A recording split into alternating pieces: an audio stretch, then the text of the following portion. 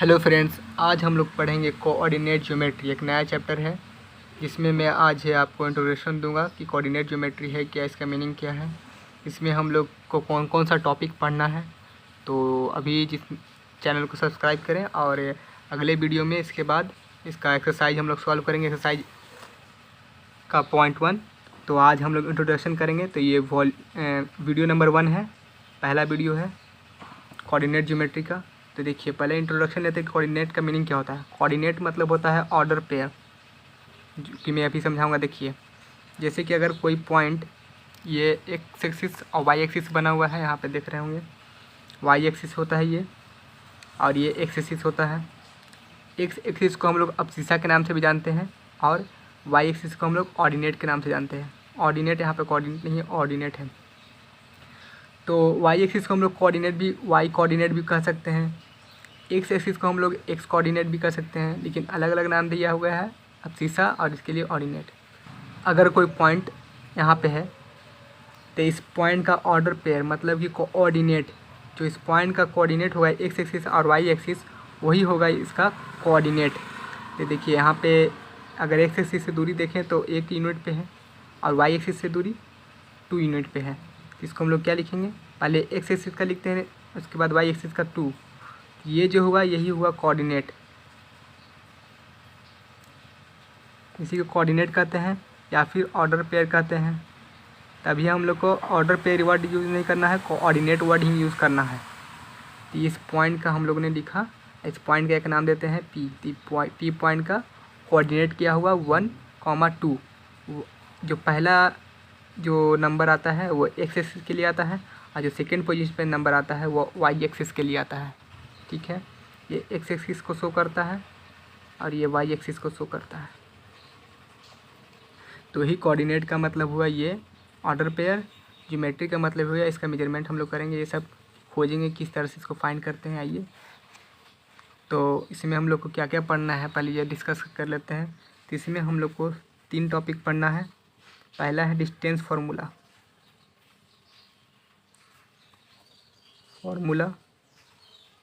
Second है section formula,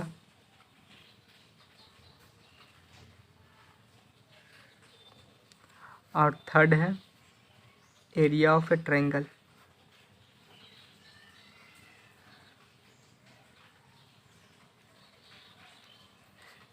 सबसे पहले ये डिस्कस होगा, फिर सेकंड ये, फिर थर्ड ये। इसी तरह एक्सरसाइज भी है। तो पहला थ्योरम है डिस्टेंस फार्मूला। डिस्टेंस फार्मूला क्या होता है, 2 पॉइंट की दूरी, द डिस्टेंस बिटवीन 2 पॉइंट्स। एक पॉइंट्स का हम लोग ए मान लेते हैं, एक को बी, इज गिवन बाई। अगर उस पॉइंट, जैसे कि कोई पॉइंट मेरे पास यहाँ पे ए है, ये बी है, ये पॉइंट हुआ, बी पॉइंट हुआ, इस बी दोनों का बीच का दूरी हम लोग कैसे फाइंड करेंगे। तो एक तरीका होता है फाइंड करने का, अगर हम लोग को इस पॉइंट का कोऑर्डिनेट मालूम हो, मान लिया 2, 3 इसका कोऑर्डिनेट मालूम हो गया, इसका 5 और 6 कोऑर्डिनेट मालूम हो गया, तब हम लोग इसका दूरी फाइंड कर सकते हैं। सिर्फ कोऑर्डिनेट मालूम होगा तब इसका हम लोग लेंथ फाइंड कर सकते हैं, कितना लेंथ है ए और बी के बीच में।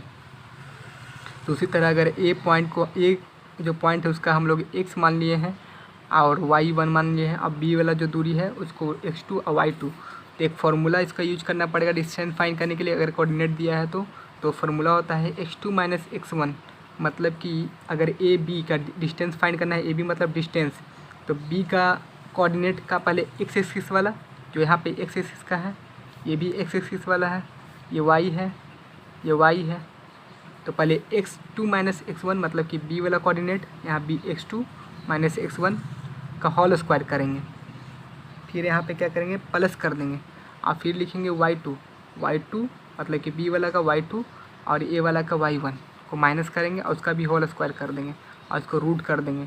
तो जो वैल्यू आएगा कैलकुलेट कर वही डिस्टेंस होगा ए बी का। तो ये होगा डिस्टेंस फार्मूला। अगर दिया हुआ है क्वेश्चन में कि पॉइंट जो है ऑरिजिन है, एक पॉइंट मान लिया जाए, जैसे कि एक्स एक्सिस है, ये एक्स एक्सिस है, वाई एक्सिस है, तो एक पॉइंट जो है यहाँ पे ऑरिजिन पे है और दूसरा पॉइंट यहाँ पे है, तो ये दोनों का दूरी फाइंड करना है। तो ऑरिजिन का तो हम लोग का कोऑर्डिनेट हमेशा मालूम रहता है, क्या रहता है, 0, एक्स भी 0, वाई भी 0, लेकिन इसका मान लीजिए कुछ होगा x1 और y1। तो इसका दूरी कैसे फाइंड करेंगे, उसका भी वही फार्मूला यूज करेंगे। तो अगर इसका पॉइंट ये हो गया हमारा ए और ये हो गया पॉइंट बी, तो क्या होगा, ए बी का डिस्टेंस क्या हो जाएगा, उसी तरह एक्स माइनस x1, तो मतलब कि x क्या यहाँ पे 0 है, 0 माइनस x की तरफ फॉर्मूला पुट करिएगा तो ये वाला फॉर्मूला बनेगा x1 का स्क्वायर प्लस y1 का स्क्वायर, मतलब कि ये तो 0 0 है, इसका कोई मतलब नहीं रहेगा, सिर्फ मतलब रहेगा इसका, तो इसका स्क्वायर कर देंगे और इसका स्क्वायर कर देंगे और रूट कर देंगे, जो आएगा वैल्यू वही ये दोनों का बीच का डिस्टेंस हो जाएगा, ओरिजिन से इस पॉइंट का डिस्टेंस। अब इसमें कुछ 2 इम्पोर्टेंट से नोट्स है, जैसे कि any point on the x axis is of the form x, 0। अगर क्वेश्चन में कहीं पे दिया हुआ है कि कोई पॉइंट है जो x एक्सिस पे है, तो उस पॉइंट का कोऑर्डिनेट मालूम करेंगे तभी तो उसका डिस्टेंस फाइंड करेंगे। अगर कोई पॉइंट दे दिया गया यहाँ पे है, मान लीजिए बी है, तो इसका तो हम लोग को दिया हुआ रहेगा इस तरह से, लेकिन कहेगा कि कोई x एक्सिस पे का और पॉइंट है, तो ये पॉइंट है जो x एक्सिस पे है यहाँ पे है, तो इसका कोऑर्डिनेट हम लोग को फाइंड करना पड़ेगा, सिर्फ लिखा हुआ रहेगा x एक्सिस पे है, इसका कोऑर्डिनेट कैसे फाइंड करेंगे, x एक्सिस पे है, इसका मतलब x से दूरी है, x से दूरी क्या होगा, कुछ होगा, यहाँ पे 3 यूनिट है तो 3 हो जाएगा।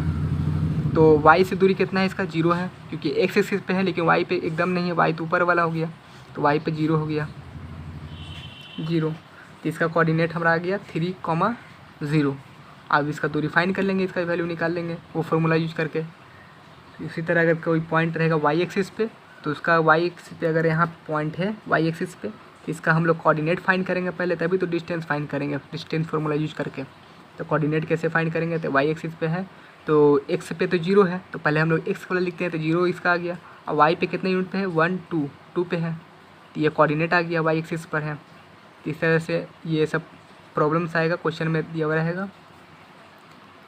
और प्रॉब्लम्स आता है इस पे, प्रॉपर्टीज़ ऑफ सम क्वाड्रिलेटरल्स, जैसे कि दिया हुआ रहेगा कि कोई रेक्टेंगल प्रूफ करना है आपको, अगर कोई 4 पॉइंट दिया हुआ है, 4 पॉइंट का कोऑर्डिनेट, और उससे कहेगा कि आप प्रूफ कीजिए कि ये रेक्टेंगल है कि स्क्वायर है, क्या है, आपको फाइंड करना है, तब इसके लिए आपको उसका फिगर का प्रॉपर्टी मालूम होना चाहिए। तो अगर रेक्टेंगल प्रूफ करना होगा तो प्रॉपर्टी क्या है, opposite side are equal and diagonals are equal. तो जैसे 4 पॉइंट दिया हुआ रहेगा A, B, C, D, तो हम लोग क्या करेंगे, तो ए बी का डिस्टेंस, इसको पहले हम लोग लेट कर लेंगे, मान लेते हैं ए ये है, बी ये है, सी ये है और डी ये है, तो इस तरह से हम लोग लेट कर लेंगे और क्या करेंगे, ए बी का डिस्टेंस फाइंड करेंगे और डी सी का, और देखेंगे कि दोनों इक्वल है कि नहीं, क्योंकि यहाँ पर रेक्टेंगल का प्रॉपर्टी है कि इक्वल है, साइड्स क्या है, इक्वल है।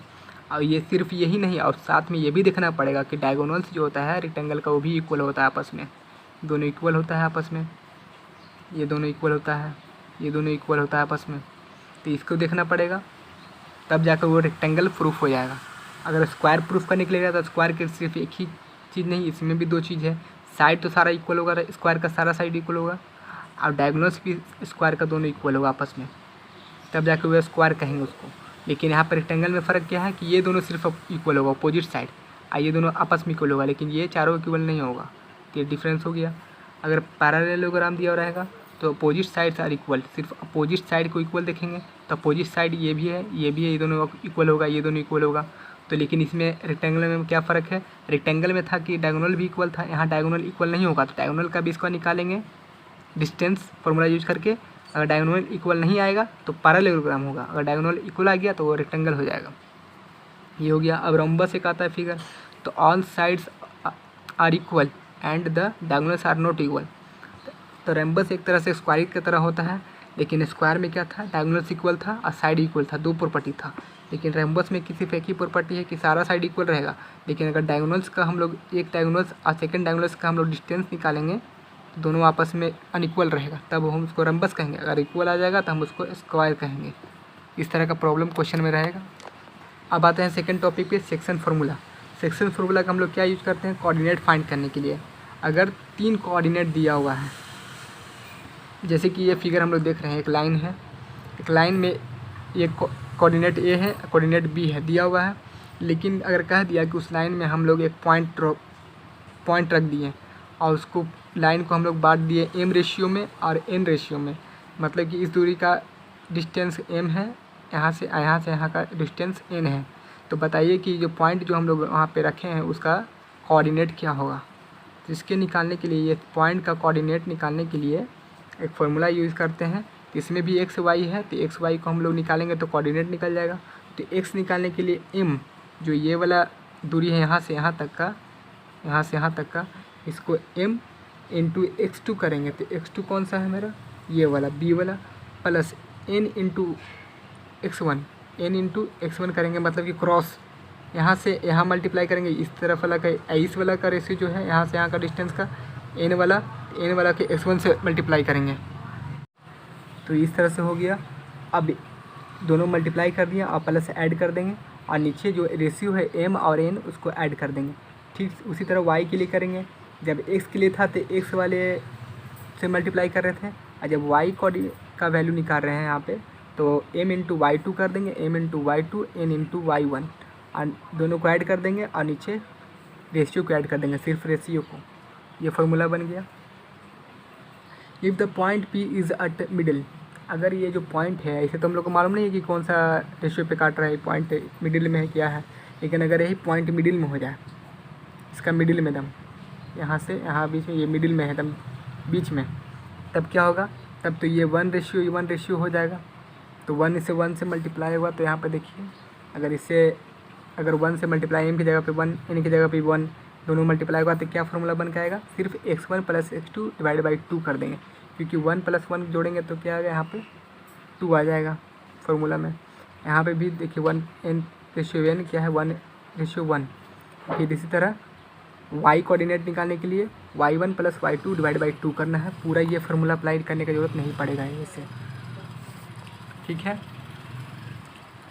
अगर मिडिल में रहे पॉइंट तब ये वाला सिर्फ फार्मूला सॉल्व करेंगे। अब आते हैं थर्ड टॉपिक पे। थर्ड टॉपिक क्या है हमारा, एरिया ऑफ ए ट्रायंगल। तो the area of A triangle का कोऑर्डिनेट रहेगा, ट्रायंगल कोई भी रहेगा तो 3 पॉइंट उसके पास रहेगा, 3 vertex A B C। 3 vertex होगा तो एक का मान लिया A है, ये B है और ये C है, तो सबका कोऑर्डिनेट रहेगा। क्योंकि हम लोग कोऑर्डिनेट ज्योमेट्री पढ़ रहे हैं, तो यहाँ पे कोऑर्डिनेट दिया हुआ रहेगा। ये पॉइंट इसको मानेंगे, ये पॉइंट, और सबका एक कोऑर्डिनेट रहेगा, x y value, x y order pair रहेगा। तो अगर इस तरह से दिया हुआ रहेगा तीनों का, तो उस ट्रायंगल का हम लोग एरिया किस तरह से फाइंड करेंगे। यहाँ पे ये वाला फार्मूला अप्लाई नहीं करेंगे, 1/2 इंटू बेस इंटू हाइट, क्योंकि ना यहाँ पे बेस का वैल्यू दिया हुआ है और हाइट का भी ना दिया हुआ है, सिर्फ कोऑर्डिनेट दिया हुआ है तीनों का। तो हम लोग क्या करेंगे, ये वाला फार्मूला यूज़ करेंगे। Area of triangle ABC equal to, ये होता है, ये दोनों साइन का मतलब ये होता है कि अगर इसका वैल्यू निगेटिव आए ना तो उसको पॉजिटिव कर देता है, मीन्स उसको पॉजिटिव ही लेना है, इसलिए बस ये शो करने के लिए रहता है। तो देखिए क्या फार्मूला आएगा, 1/2 bracket x1 bracket y2 minus y3 bracket, इसको क्लोज कर देंगे, फिर plus x2 y3 minus y1 close कर देंगे, plus x3 y1 minus y2 close कर देंगे, और ये लग जाएगा। मतलब कि याद करने का तरीका यही है कि अगर x हमेशा मल्टीप्लाई करना है किससे, x वाले टर्म से, अब माइनस करना है y वाले टर्म को। तो x1 है तो यहाँ पे y में y1 का यूज नहीं करेंगे, x2 और x3 का यूज करेंगे। तो माइनस किससे करेंगे, ऊपर से नीचे, तो x2 minus y2 minus y3, फिर x2 यहाँ पे है तो यहाँ पे क्या करेंगे, y3 माइनस y1 करेंगे, फिर यहाँ पे x3 है तो बचा क्या, y1 और y2, तो y1 माइनस y2 करेंगे। तो ये फार्मूला है, रिमेंबर कर लेना है एरिया निकालने के लिए। और एक पॉइंट इसमें ये है कि if this 3 points are collinear का मतलब क्या हुआ कि अगर तीनों पॉइंट एक ही लाइन पे हो, 1 पॉइंट 2 पॉइंट 3 पॉइंट, मतलब कि ये ट्रायंगल तो फॉर्म नहीं करेगा, क्योंकि दोनों तो एक ही पे रहते। अगर दोनों को ऐड कीजिए, तीनों को ऐड कीजिएगा तो एक ही पे रहेगा। अगर कोई पॉइंट यहाँ तीसरा पे रहता तो ना एक ट्रायंगल बनता, तो मतलब कि ट्रायंगल यहाँ पे फॉर्म नहीं करेगा, सिर्फ तीनों एक पॉइंट जो है एक ही लाइन पे रहेगा। इसको कहते हैं रेक्टिलिनियर, ठीक, कॉलिनियर कहते हैं, कॉलिनियर इसको। तो इसका क्या फार्मूला है, तो इसका ट्रायंगल का जो वैल्यू आएगा, ये तो ट्रायंगल है नहीं, ये तो सिर्फ एक ही पॉइंट पे है, तो इसका वैल्यू क्या आएगा, हमेशा 0 आएगा। ये याद रखना, कॉलिनियर वर्ड जहाँ भी यूज़ रहे तो हम लोग क्या करना है, उसको equal to 0 triangle formula use करेंगे। ट्रायंगल फार्मूला है x1 into y2 minus y3 plus x2 into y3 minus y1 plus x3 into y1 minus y2 equal to 0। हमेशा 0 को इक्वल कर देंगे। और जो भी इसमें फाइंड करने के लिए रहेगा, एक टर्म मिसिंग रहेगा तो फाइंड करने के लिए रहेगा तो वो वैल्यू निकल जाएगा इससे। तो अगले वीडियो में हम लोग एक्सरसाइज सॉल्व करेंगे। तो यूट्यूब हमारे चैनल को सब्सक्राइब कीजिए। अगला वीडियो